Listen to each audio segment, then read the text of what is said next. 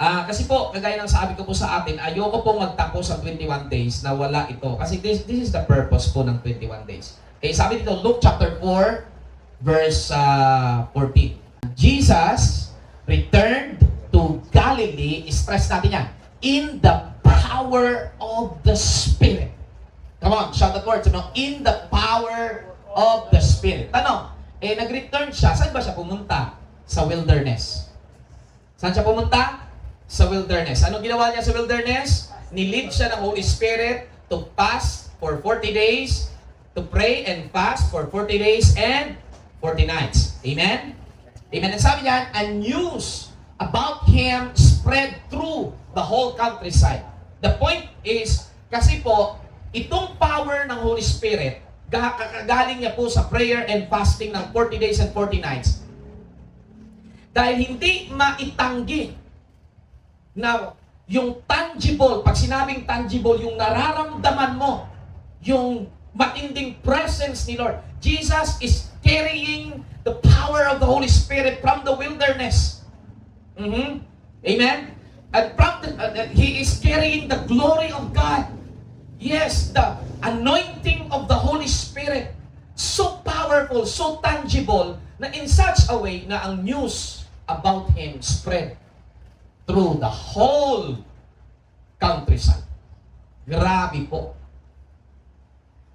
Can you imagine kung meron mang isa dito sa atin na pagkatapos ng 21 days na ito, you are carrying the anointing of the Holy Spirit. Can you imagine how it will affect barangays? How it will affect a city, a town, a campus, your company, your friends, your family. Can you imagine the impact if even one of us, kahit isa lang po sa atin, ang lumabas sa 21 days na ito in the power of the Spirit. So ngayon, ang malaking tanong lang. Ang malaking tanong is, are you coming out of this? Lalabas ka ba sa 21 days na ito? That's sure na sure ka. You're coming out in the power of the Holy Spirit. Oh, that's so glorious. So measurement po yun. Kung totoo tayo nag-fasting, nag-pray, we will come out. That's the measurement. If there's no power, so what happened to 21 days?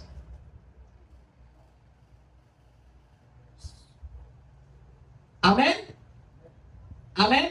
So, measurement po talaga ito. Dapat may mangyayari talaga in your life, and through your life, people will be saved. Yes, kung talagang nag-engage ka dito sa 21 days na ito, lalabas ka na nasa kapangyarihan ng banal na Espiritu. Kung hindi, nagpakarelihiyoso ka lang sa loob ng 21 days. And that's the reason you're struggling. That's the reason na habang nasa kaligitnaan na you quit. Habang nasa kaligitnaan na you don't have the passion anymore. Kaya nung sa kalagitnaan na you lose your consistency. Kaya nung sa kalagitnaan na you lose your focus. You lose your goal in these 21 days. Kaya nga po, nag-aano po ako sa inyo, di ba, sa Bible, sa group chat. Madali lang ma-determine kung talagang ikaw ay may Jesus sa heart o wala. Yes. Are there changes happening in your life? Okay, or you just have a religion sa buhay mo. Now, itong message na ito, church, mga kapatid na lang, gusto ko po, strongly desire talaga ninyo ito. Kasi may 3 days pa po natitira. At bukas, last day ng atin pong morning prayer, kasi Sabado at Linggo wala na po. Tama po ba ako? Magkikita-kita na po tayo in the power of the Holy Spirit. Come on, church. Come on, magkita-kita tayo sa Sunday in the power of the Holy Spirit. Come on, sabi mo kasi, see you on Sunday in the power of the Holy Spirit. Come on, sabi mo kasi, see you on Sunday in the power Give God the best clap of praise, church. Hallelujah. E baka naman po, pag nakita tayo sa Sunday, in the flesh ka pa rin. Amen? Amen? In the pride. In the rebellion. Okay? Amen? And I hope po mga kapatid, meron talaga pong iba, may mangyayari po talaga. Now, I want you to strongly desire it. Kasi pinaka-prayer ko po talaga sa 21 days, Lord, make us a career. Make us a career. Alam niyo po, ulit-ulit ko po itong sinasabi sa Holy Spirit, Lord, make us a career. And I always acknowledge, there's a price. There's a price to pay. There is a price to pay. You will pay the price, I will pay the price. We will pay the price. Are you with me, church? Now, gusto ko pong sabihin sa atin, tayo po'y nabubuhay sa mga days na badly needed ka na ng Diyos. Come on? Nabubuhay tayo sa mga panahon. We are in the last days. And God, kailangan ka na ng Lord. Kailangan ng Lord ng mga tao na lumalakad sa kapangyarihan ng banal na Espiritu. Yes. Yes. Because the battle is so strong. The battle is becoming stronger and stronger habang papalapit ang pagdating ng Panginoong Yesus. Tama po ba ako, church? Amen? Amen. Now, gusto ko pong maniwala kayo, ano man ang status ng spiritual life mo ngayon, bumagsak ka man, consistent ka man, lumalago ka man, naging lukewarm ka man, ano man ang status mo, I want you to continue to believe God had called you for a special purpose. Yes, tinawag ka ng Lord. Sabihin mo sa talaga sarili mo, hindi lahat magpapastor, pero may special na ginagampanan ka sa kaharian ng Diyos. Come on, amen? Sabihin mo nga sa iyong sarili, God has called me for a special and significant rule in His kingdom. Amen? Pwede bang palapakan mo si Lord if you believe that, church? Maniwala ka, may significant kang gagampanan. Some of you, ang significant na gagampanan mo is provider sa kingdom of God. Yes, some of you will cater millions of people, of pesos. Yes, to provide the kingdom of God. Hallelujah. Some of you will broke ng mga, magpapatayo kayo ng mga business this year. My God, in the name of Jesus. Amen. Whatever your calling, may calling ako, ang calling ko talaga, full-time talaga ako sa pagpapastor. Pero I believe, tinatawag tayo ng Diyos. You have a calling. Meron kang gagampan ng malaki. Yes. Be reminded. Ano man nangyari sa buhay mo, be reminded that you have a significant role na gagampanan in changing and saving lives. Amen? Amen? Now po, mga kapatid, dito po, no, after ni Jesus, mag-prayed at mag-fasted ng 40 days and 40 nights, ang sabi ng Bible, He returned to Galilee in the power of the Spirit. Amen? At dahil po naging well-known siya kasi nga po sa tangible, talagang nararamdaman, undeniable na power ng Holy Spirit sa kanyang pong buhay. We can learn po dito ng napakalaki pong principle. Ano pong mali-learn natin dito na principle? We will be a carrier, we will be a carrier of God's power when we seriously consecrate our lives to prayer and fasting. Yan po ang pinapakita ho dito na principle. Kapag seryoso tayo sa consecration, magiging tagadala tayo ng kapangyarihan ng Diyos. Wherever you go, people are being touched by God. Hallelujah! Hallelujah! Posible po ba yung mangyari dito sa Aklan, and how I pray na mangyari ito sa Aklan, na yung sinusundan ka na ng tao, kasi itouch ka lang, gumagaling na sila. Nga, sino dito mga Kristiyano na, nakailang touch na sila, wala pang gumaling. Amen? Amen? Kahapon po, di ba, nagpipim po ako sa group chat natin, si tatay po ay medyo hindi po maganda ang pakiramdam. Alam po, pakiramdam po, parang doktor po ako, parang doktor. Pag binisita ko siya, gumagaling. Kasi po, pagdating ko doon, grabe, di ba, talagang parang dadalhin mo na naman sa ospital. And then, siyempre, prescription ni pastor. Hindi ng doktor ha, prescription ni pastor. Along the way pa lang, naglilista na po ako ng prescription ko. Sabi ko, Lord, ano ba to talaga? Ano ba talaga tong battle na ito? Abay, ano, habang nagpipray po ako sa daan, nalimutan ko na nga bumili na pasalubong kasi sa kakapray ko, sa daan, nalimutan ko pong bumili ng pasalubong. Amen? Now, ngayon po, habang nagpipray po ako, ang sabi ng Lord sa akin, sabi ni Lord, ang pinakarason ng kanyang heartache, bitterness in the heart. Oh my God. Sabi ko sa Panginoon, naku po, pinakailangan kausapin dito si tatay. Bitterness in the heart. So ngayon, pinag-ano ko po siya, sabi ko, tay, ngayon, nagpipray ako sa Holy Spirit. Sabi ko, paano ko i-open sa kanya na ang pinakarason ng kanyang sakit at karamdaman ay yung kanya po bitterness in the heart. Nung nagre-reklamo na po siya, walang tumutulong sa akin, ganyan. Ay sabi ko, tay, may bitterness ka sa heart. By the way pala, sabi ko sa kanya. Nung ako ay papunta dito, sinabi ng Lord sa akin, tay, na ang pinaka-problema mo ay may bitterness ka sa heart. At bigla po siyang kumalma sa tabi. Nag-pray po ako sa kanya. Sabi ko, pag nabunot ang bitterness, gagaling ka. Pag nabunot ang bitterness, gagaling ka. And then, pinag-pray ko po siya. At ang sabi ng Lord sa akin, instructed ng Lord sa akin, sabi ng Lord sa akin, the breath of life sa kanya. Kailangan niya ng hininga, hindi oxygen na. Alam niyo ba, nirebuke ako ng Lord kahapon, mga kapatid. Nirebuke ako ng Lord kahapon. Ang sabi ng Lord sa akin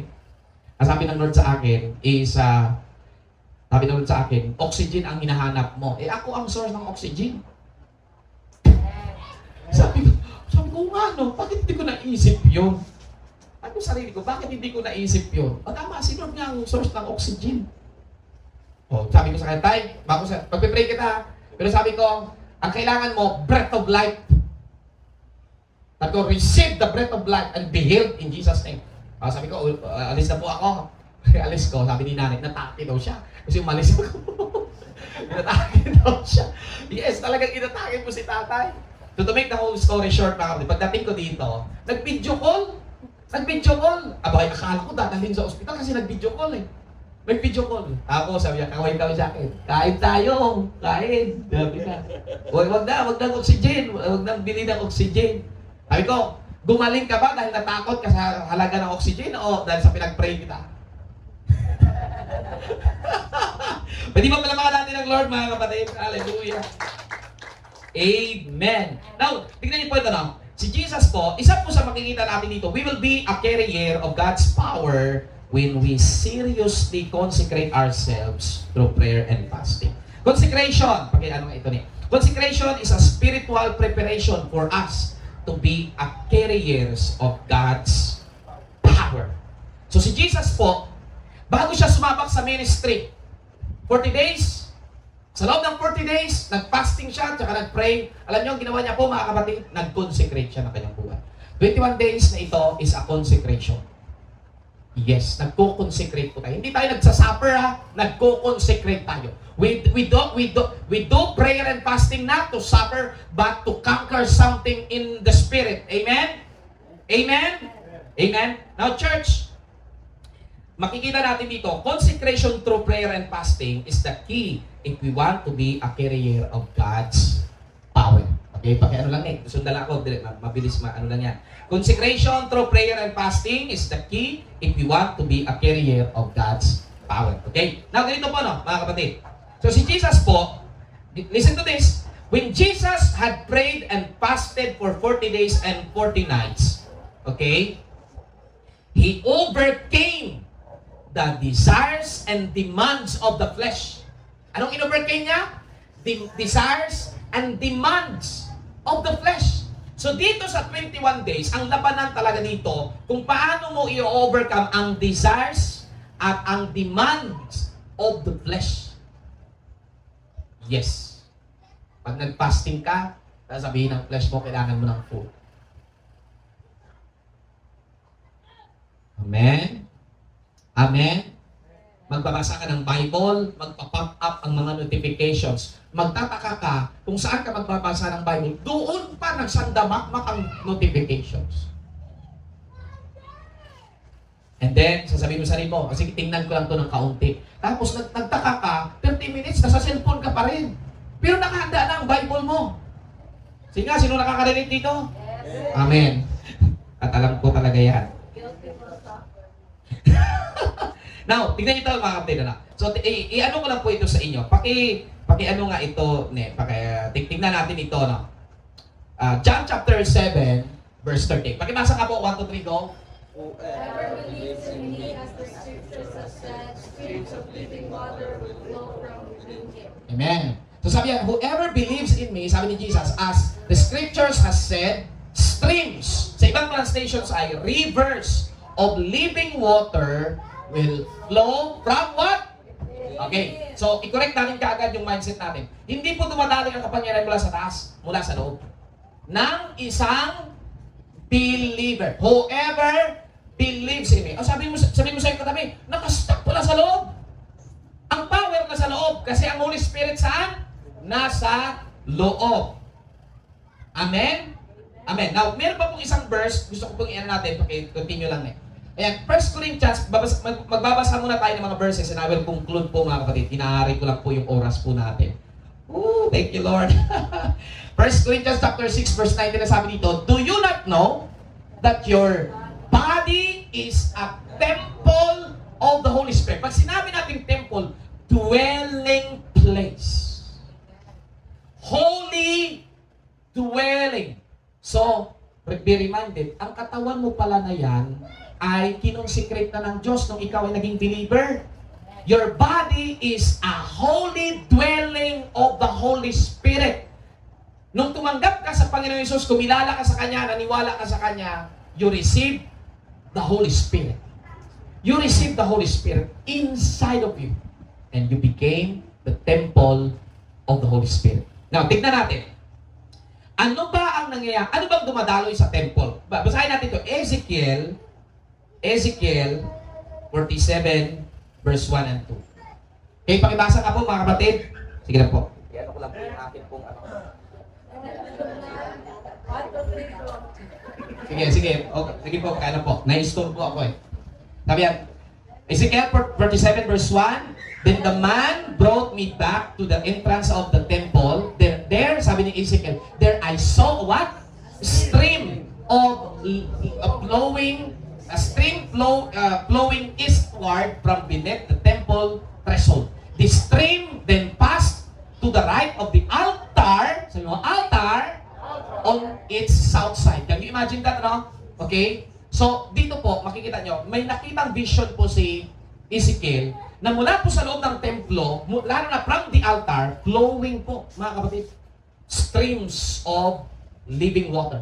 And then verse 2 po, mga kapatid, tingnan po natin yung verse 2. Ang sabi ng verse 2, the man brought me outside the wall through the north gateway and lead me around to the eastern entrance. There I could see what? The stream flowing through the south side of the east gateway. Wow. So ano nakita po ni ano po dyan? Ang nakita po ni Ezekiel is this. The streams of living water saturating po the whole temple down to doon po sa mga places of Israel mula sa templo. Wow. Ngayon, ito po ang pinaka-lesson dito. Pakiano natin, pakidaw nga niya. Yan mo. The streams of living water is what? Is flowing mightily from what? The temple. And today, who is the temple? You. So, nakita niyo po yung connection na binabasa natin. So ngayon, kung ang body mo is a temple of the Holy Spirit, noong unang panahon po, nakakita ng vision si Prophet Ezekiel na may dumadaloy na rivers of living water from the temple. And that temple today is you. So ano dapat ang dumadaloy sa iyo? Streams of living water. Sa ibang translation ay rivers of living water. Pakitanong po yung katabi mo. Anong dumadaloy sa iyo? Sama ng loob? Anong dumadaloy sa iyo? Kapalaluan? Anong dumadaloy sa iyo? Hindi nga po, mga kapatid. Now, tingnan ito. This is the important question. Ito ang important question. Pakidown ni. Important question is this. Basahin natin yung question. Why the streams of living water is not flowing mightily through us in spite of the truth that we are the temple of the Holy Spirit? Naitanong niyo ba po yan sa sarili niyo? Kasi ang ginawa ko po, itong devotion natin, kinonect ko po yung natin, mga verses. Ngayon, tanong ko sa sarili ko, bakit hindi dumadaloy? Di ba kami ang templo? Kung tunay kang believer, therefore, you are the temple of the Holy Spirit. Ang malaking tanong, bakit maraming nagko-confess na sila ay Christians or di kaya totoo talagang Christians, pero bakit walang dumadaloy na streams of living water? Pag sinabi natin streams of living water, bakit walang daloy ng Holy Spirit, walang daloy ng anointing, walang daloy ng presence, walang daloy ng power of God? You want to know the answer? Why? Bakit po hindi? Are you ready for this? Come on, are you ready for this? O, tingnan po natin po. Hindi ko lang alam. Ito po, goal talaga natin ito. Sa panahon ng 21 days, ito talaga ang sinabi ko po ito sa morning prayer, pero gusto ko maging suspense muli. Sinabi ko po ito sa morning prayer, pero I believe, pag nabasa po natin ang verse, maiintindihan nyo na po ang sinasabi ko. Bakit hindi? Now, pag-continue na. Ayan, 2 Corinthians chapter 4, verse 7. Sabi ni Apostle Paul, but we have this treasure in jars of clay. Can you shout that word? Treasure. In jars of clay. Treasure in jars of clay. And then sabi dyan, we have this treasure in jars of clay to show that this all surpassing power. Okay, so ibig sabihin po, sinasabi ni Pablo, dito sa katawan kong ito na jars of clay. Ang tinutukoy niya po diyang jars of clay, katawan niya. Sabi niya, dito sa katawan ko na jars of clay na ito, ay may nakapaloob dito na all-surpassing power of God. And then, verse 10, ito ang dahilan kaya ito dumadalo kay Pablo. Sabi niya, because we always carry around in our body the what? The death of Jesus. And then sabi yan, so that the life of Jesus may also be revealed in our body. Woo. Pwede ba palapakan natin si Lord, mga kapatid? Now, clear ba sa inyo? Sasagutin natin. Bakit hindi dumadaloy ang anointing sa buhay natin? Bakit hindi tayo carrier of God's power? Why? Bakit wala man lang mabago through our lives? Bakit wala man lang gumagaling? Templo ka ng Holy Spirit. Therefore, because you are a temple, dapat every person who are connected to you, nakakasense sila ng flowing ng anointing, ng power ng Holy Spirit through your life. Ang ganda nga ng book ni Pastor Vlad na binabasa. Pareho namin binabasa ni Pastor Robert. Ang title niya, Host the Holy Ghost. You are a host of the Holy Ghost. Because you are the temple of the Holy Spirit, you are a host of the Holy Ghost. Ang problema lang po, maraming mga Kristiyano kaya hindi dumadaloy sa kanila ang anointing, ang power ng Holy Spirit. Kasi, ang sama nating mga host. Hindi natin hino-host or ina-accommodate ng maayos ang Holy Spirit sa buhay po natin. Now, ang sabi ni Apostle Paul, kaya itong all-surpassing power ay nagmamanifest sa buhay namin in this jar of clay. Dito sa makalamang lupa na ito. Sabi niya, bakit? Sabi niya, may treasure inside of this body. Sabi ni Pablo, basta born again ka, totoo ka talagang Christian, merong treasure inside of you. At ano yung treasure na yon? That is the all-surpassing power of God. There is treasure inside of you. Na kapag yan ay lumabas, many people will be saved. Ngayon, ang problema lang kasi, kaya hindi dumadaloy, ayaw nating i-carry ang death ni Jesus. Anong pag ibig sabihin na carrying the death around in our body, the death of Jesus. Ibig sabihin, yung kamatayan niya, kamatayan na rin ng old life natin. Ina-identify natin, araw-araw natin ina-identify sa sarili natin, ang kamatayan niya ay kamatayan ng aking old life. Ang kamatayan niya sa cross ay kamatayan ng aking old life. Ang kamatayan niya sa cross ay kamatayan ng aking old life. And then sabi niya, so that the life of Jesus may also be revealed sa pamamagitan ng kanyang buhay. Paki-continue nga rin, paki-down nga rin.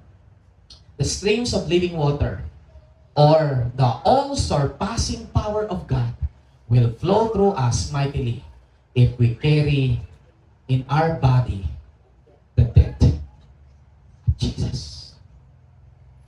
That's the secret. That's the secret. Paki-continue niya. Ito. Straight to the point na po ito. Are you ready? Come on, are you preparing for this message? Are you ready to receive? Okay, tingnan niyo po.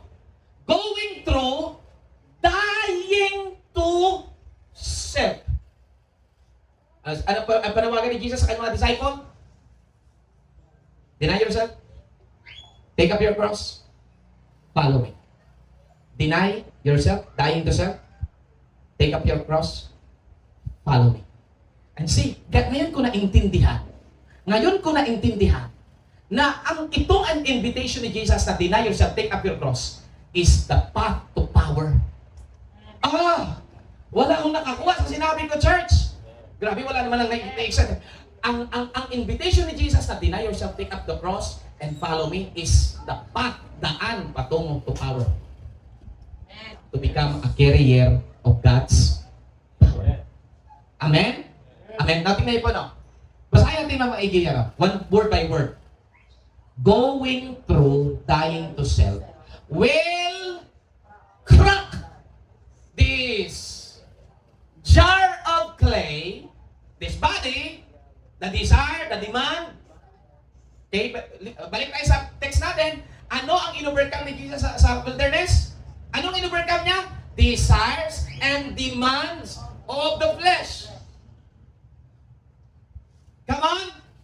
And because of that, na-crack. Okay? Kasi saan niya daw ang treasure? Nakatago inside of you. The treasure, the all-surpassing power of God. Itong kayamanan na nasa loob mo ay yung all-surpassing power of God inside of you. Kaya kapag itong flesh na broken, the power will manifest.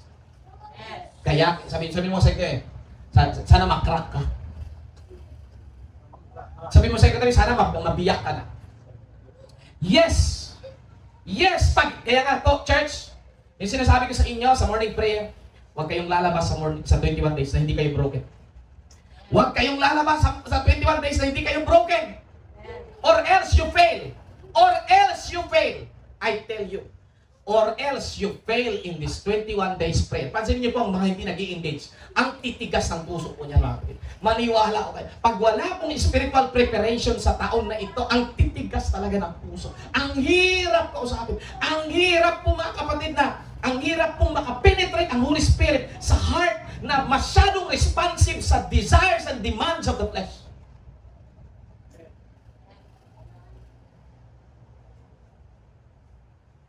Amen? Kaya sabi po dyan, going through, dying to self, will crack this jar of clay or till every desires and demands of the flesh in us. Then the all-surpassing power of God, the streams of living water, will mightily flow through us. So, gusto ko pong planuhin natin bago po tayo magtapos sa message na ito. Kaya hindi dumadali ang power ng Lord sa iyo, masyado kang buhay sa sarili.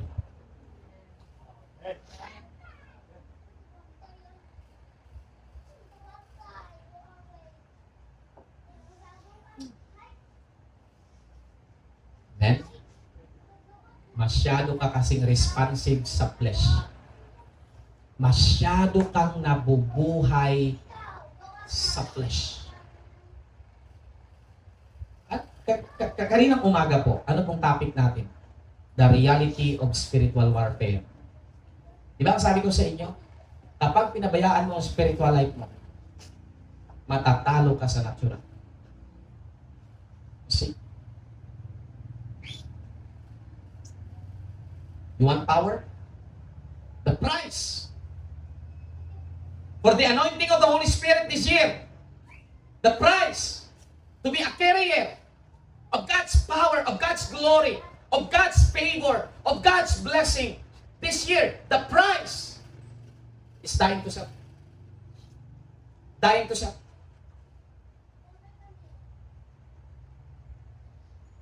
Kaya makikita mo kung sino ang mga nagpipay the price. Those people who allow the Holy Spirit to crack, to break this jar of clay. So powerful po mga kapatid. Meron po akong isang video na akin pong napanood and I cried. I cried. Sabi ko, deep within my soul, I cried talaga. Sabi ko, make me that one, Lord. Make me that person, Lord. Alam nyo, sabi ng isang, yung mentor ko ni Pastor Binihin, si Catherine Tulma. Kung kilala niyo po si Catherine Tulma. Kaharap niya po ay mga young people.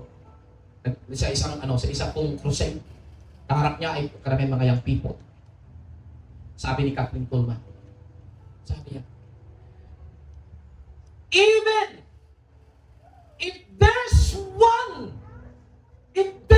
only one young people here that will allow the Holy Spirit to break their heart, they will change the world.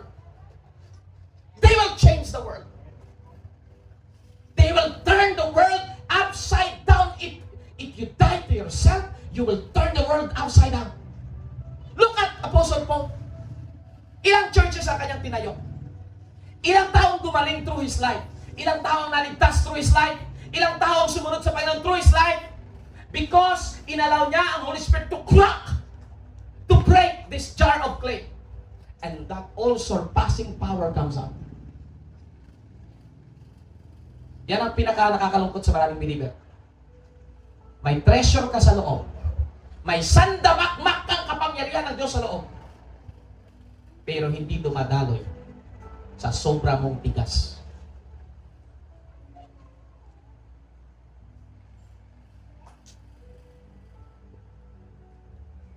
To this one will I look. Isaiah 66 verse 2. To this one will I look. To this one I will look on with favor to those who are humble in heart, broken in spirit, and tremble at my word. No wonder, sinabi po ng Psalms 34 verse 8, the Lord is close to the broken heart. No wonder that David discovered, King David, nung nagkasala siya kay Bathsheba, he discovered the most powerful offering to God. Broken heart. Can you imagine? Kinakailangan niya pang magkasala kay Bathsheba just to discover that one powerful offering. Sabi niya, kung nalulugod ka sa mga bowls and offerings ng mga hayop, then I will give you because mayaman ako. But I have discovered, Lord, sabi ni King David, I have discovered the sacrifice, oh God, is a broken spirit. A broken and a contrite heart, you will not despise. What will happen sa aklan, sa campus mo, sa family mo, if you allow the Holy Spirit to break you? Church, let me be honest. Let me be honest. No one can bear the crushings of the Holy Spirit. No one. Unless He allows you. He allows you unless He empowers you to cater the breakings of the Holy Spirit. Yan ang kinikry out ko kay Lord. Alam ko bilang DS ng Aklan, malaki ang nire-require ni Lord sa akin. Alam ko talaga. Bilang pastor ng Kalibo, alam ko ang nire-require ng Lord sa akin. So much brokenness.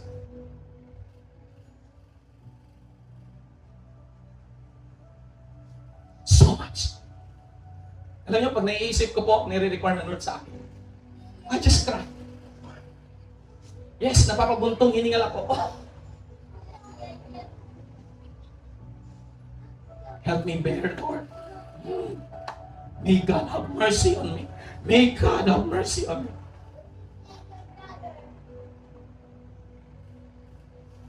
But one thing I am sure of, He will help you pay the price.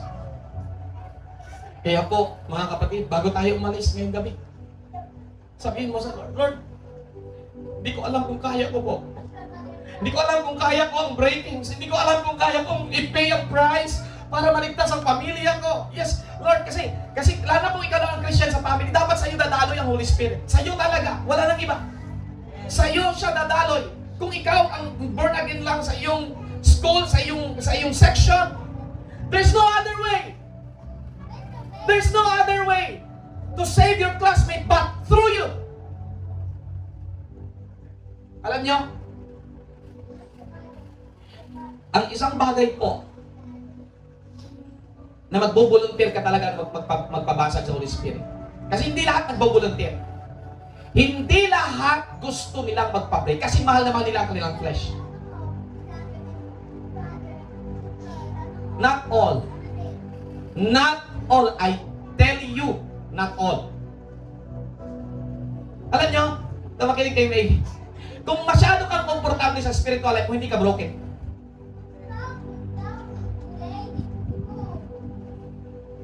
Kung masyado kang komportable sa spiritual life mo, you're not broken.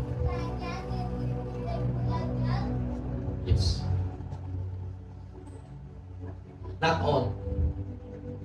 Not all are willing to embrace the challenge to be broken by the Holy Spirit.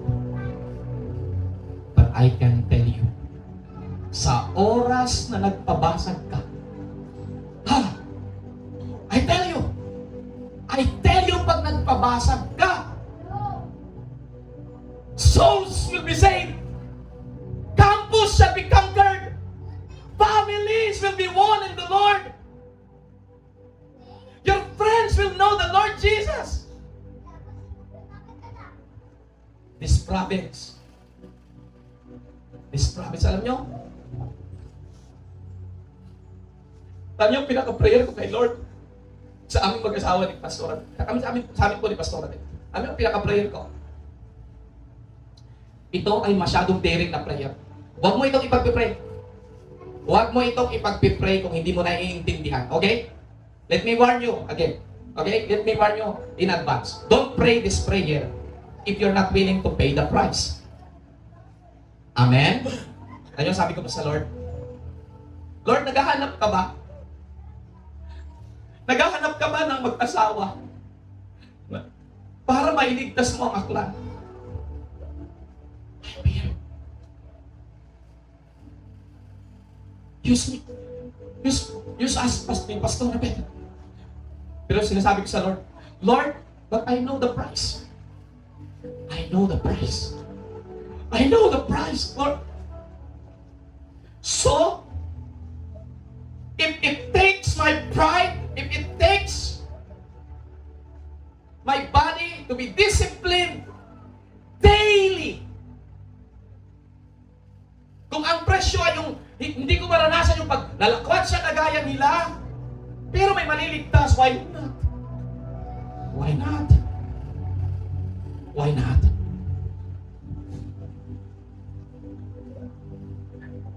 Amen.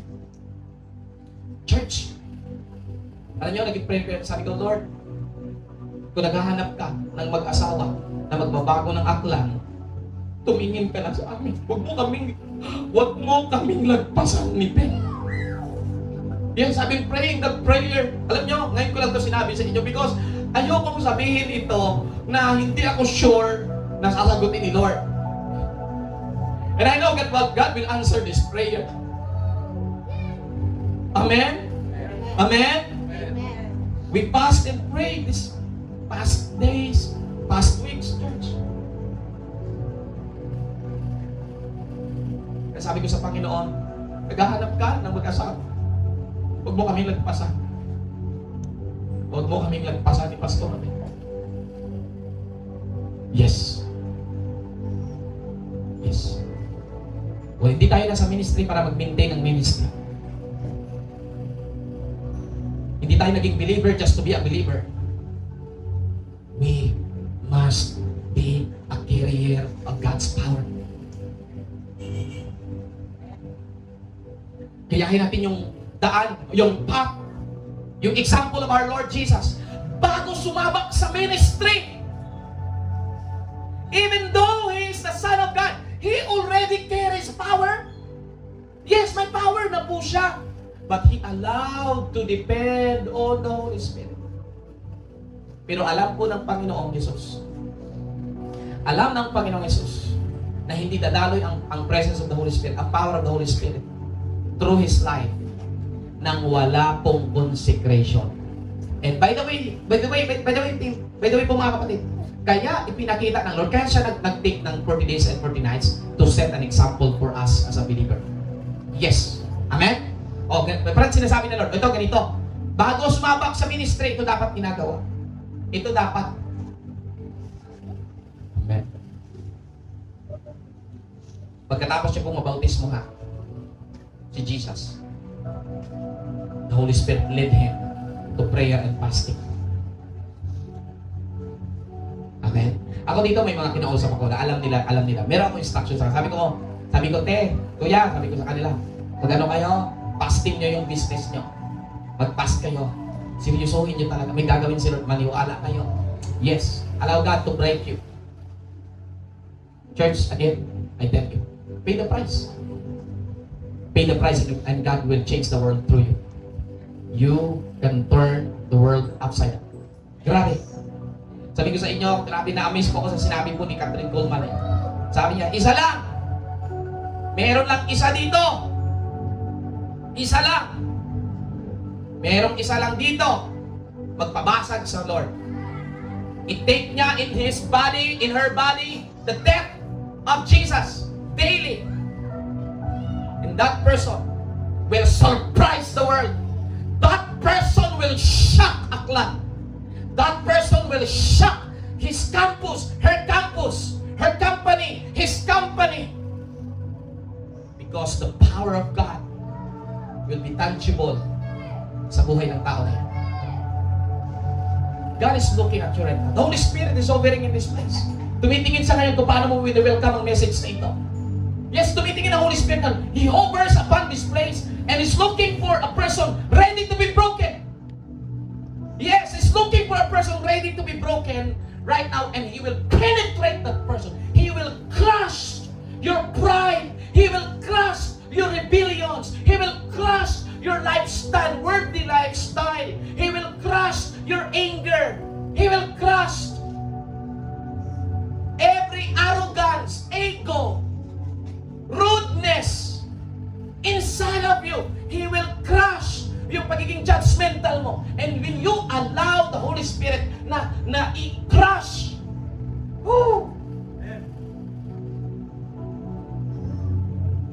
then a pure olive oil will come out of you.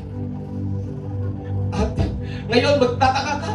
Pagdating mo sa bahay mo, isang good morning mula sa kanila, they feel the presence of God. Isang sabi mo lang, alam mo, God loves you, and they sense something. They sense something so powerful. In such a way, dati hindi naman sila nagtatanong kung ano ka ba, kung ano bang nangyari sa iyo. Ngayon magtatanong sila, ano bang meron sa iyo? Ano bang meron sa iyo? Bakit parang may kakaiba? Parang iba ang karga-karga mo. Go into that level. Iwanan mo na ang pagiging complacent. Iwanan mo ang pagiging lukewarm. Iwanan mo, masyadong familiar na sa buhay na ito, sa pagiging Christian life mo. Yes, come to the place of brokenness. There's so much anointing there. There's so much power of God there. Let the Holy Spirit break this jar of clay. Pay the price. Alam niyo, pag titingin po ako sa inyo ngayon, I know you're ready to pay the price. Nag-aalinlangan ka lang, Pastor, parang hindi ko yata kaya. Nabasagin ako ng Holy Spirit. Hindi mo talaga kaya. Aminin mo na sa Kanya, hindi mo yan kaya. Kagaya po, binamin ko na rin kay Lord. Sabi ko, I can't do it. Hindi ko yan kaya, Lord. Alam niyo, one time po, yung one Sunday, do you remember one Sunday, na pumunta po ako doon, halos matumba ako, because the power of God is so strong in my life. Because that morning, iyak ako ng iyak sa Holy Spirit. Sabi ko sa hindi ko kaya, Lord. Pero huwag mo tanggalin ang crushing. Hindi ko kaya, pero ayaw ko rin tanggalin niya. Yes!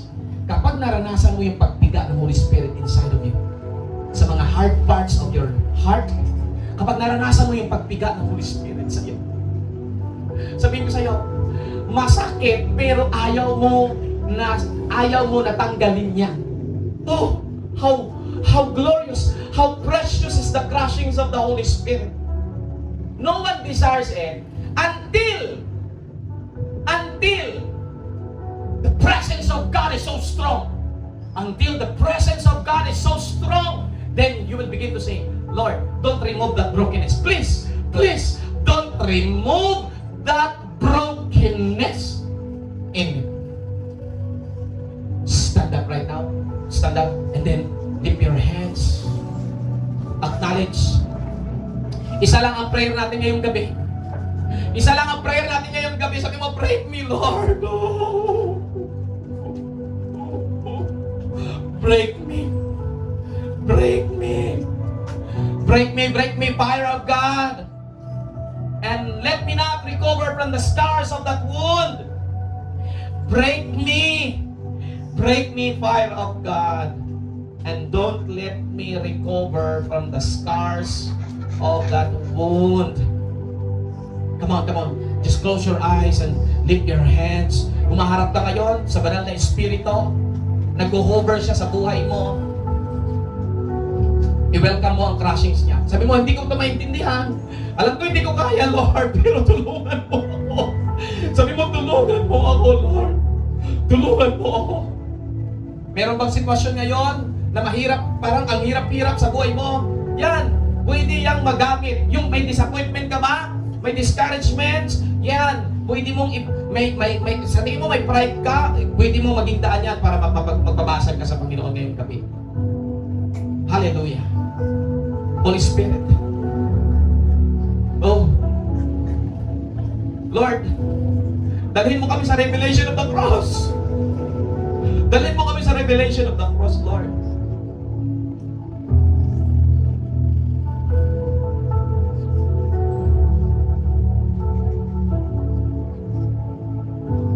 Sige, magkaroon ka ng time.